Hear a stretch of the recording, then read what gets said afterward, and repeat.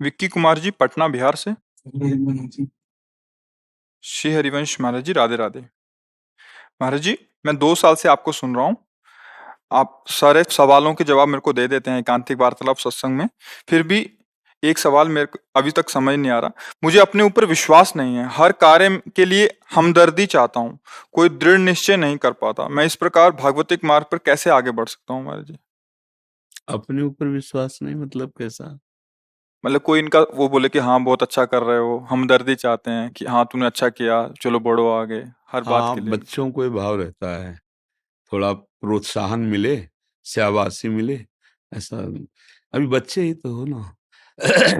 जब तक भगवत ज्ञान का प्रादुर्भाव नहीं होता तो अज्ञान रूपी बच्चा तो बना ही रहता है ना।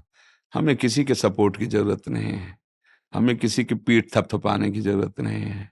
अब चूंकि आप अभी मतलब देह भाव में हैं, इसलिए तो हम तुम्हारा सपोर्ट कर रहे हैं, हम तुम्हें शाबाश कर रहे हैं। आप बोलो, क्या चाहते हो तुम? क्या शाबाशी चाहते हो? कैसे चाहते हो? हम तुम्हारे दोस्त हैं, इस लोक और परलोक के भी।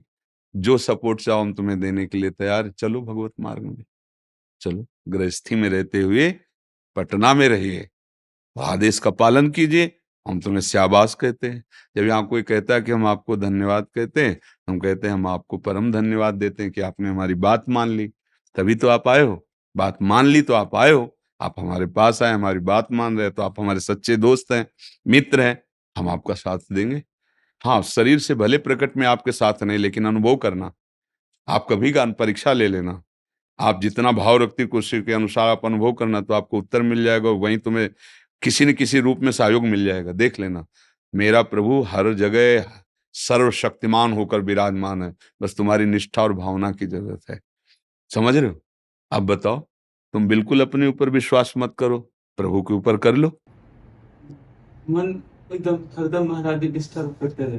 क्या करता रहता मन है? डिस्टर्ब करता रहता है हर समय। हाँ, छोड़ो उसको, छोड़ो, डिस्टर्ब करने वाले दोस्त को छोड़ो, हमको दोस्त बना लो। हम तुम्हें बताते हैं कला, जब वो आपको सलाह दे रहा है, आप मत मानो, दूसरा है, वो तुम्हारा स्वरूप नहीं है।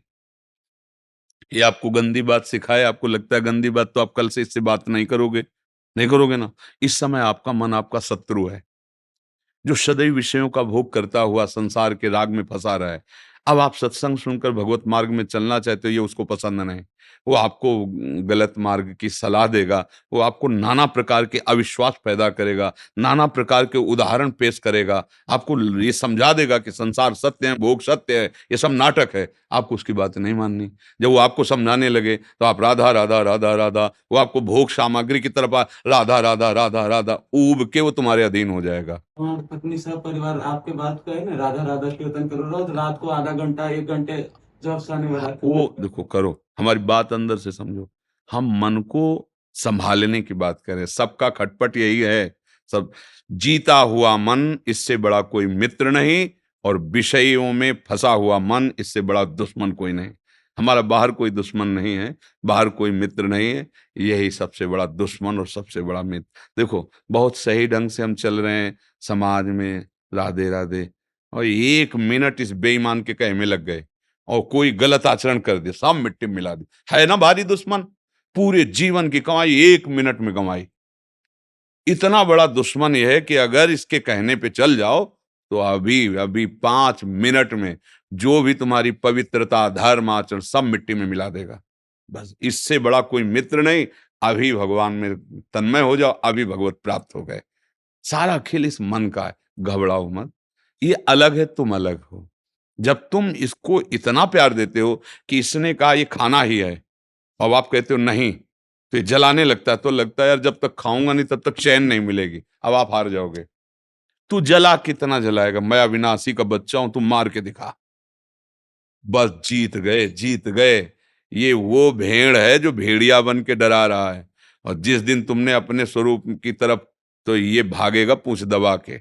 मन तुम्हें परास्त नहीं कर पाएगा। अगर ऐसा ना होता तो जितने भी घर गृहस्थ विरक्त भगवान को प्राप्त हुए, कोई नहीं प्राप्त कर पाता। इसलिए डरो मत। ये जो हमें है कि कोई हमें सपोर्ट करे, ये हमारी कमजोर वृत्ति है। जब भगवान का आश्रय हो जाएगा तो ये बात खत्म हो जाएगी।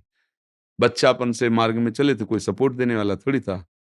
वही थे भगवान, हर जगह उन्हीं का भरोसा, उन्हीं का आश्रय।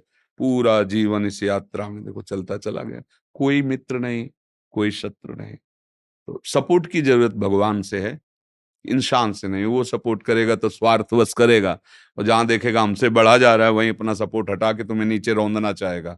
और भगवान एक ऐसे कृपालु हैं, वो उठाते ही चले जाते। अहेतुकी कृपालु भगवान, समझ पाए भैया?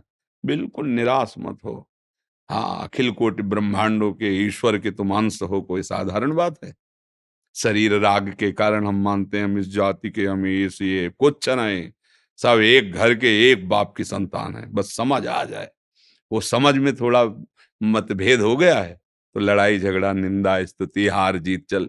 एक ही परमात्मा के हम सब बच्चे हैं, एक ही परमात्मा के हम।